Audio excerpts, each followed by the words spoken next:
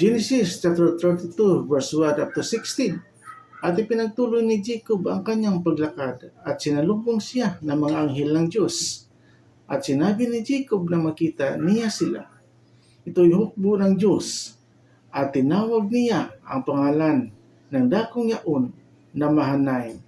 At si Jacob ay nagpasugo sa unahan niya kay Isa na kanyang kapatid sa lupain ng Seir na parang ng Edom. At inutusan niya sila na sinasabi, ganito ninyo sabihin sa aking Panginoon kay Isa, ganito sabi ng inyong lingkod na si Jacob. Dumuon ako kay Laban at ako'y natira roon hanggang ngayon, at mayroon ako mga baka at mga asno, at mga kawan, at mga aliping lalaki at babae.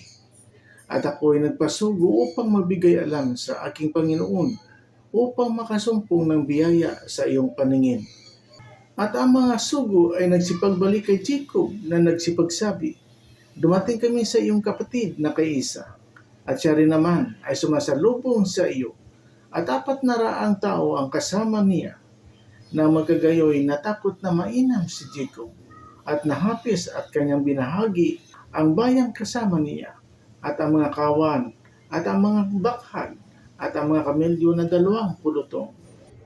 At kanyang sinabi, kung dumating si Isa sa 10 pulutong at kanyang saktan, ang pulutong ang natitira ay tatanan. At sinabi ni Jacob, O Diyos ng aking amang si Abraham, at Diyos ng aking amang si Isaac, O Panginoon na nagsabi sa akin, magbalik ka sa iyong lupain at sa iyong kamag-anakan at gagawan kita ng magaling. Hindi ako marapat sa kababaan ng lahat ng kaawaan at ng buong katotohanan na iyong ipinakita sa iyong lingkod, sapagkat dala ko ang aking tungkod na dinaanan ko ang Jordang ito. At ngayon, naging 20 ako. Niligtas mo ako, ipinamamanhi ko sa iyo sa kamay ng aking kapatid. Sa kamay ni Isa, sapagkat ako'y natatakot sa kanya. Baka siya'y dumating at ako'y saktan niya, ang ina pati ng mga anak. At ikaw ang nagsabi, tunay na ikaw ay gagawan ko ng magaling, at gagawin ko ang iyong binhi na parang buhangin sa dagat, na hindi mabibilang dahil sa karamihan.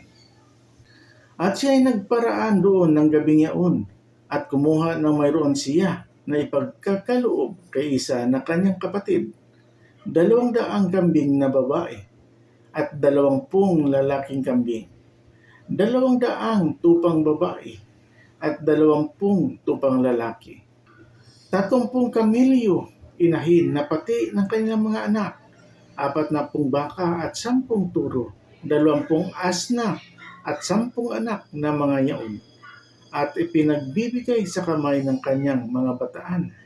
Bawat kawan ay bukod, at sinabi sa kanyang mga bataan, lumagpas kayo sa unahan ko, at iiwan ninyo ng isang pagitan ang bawat kawan.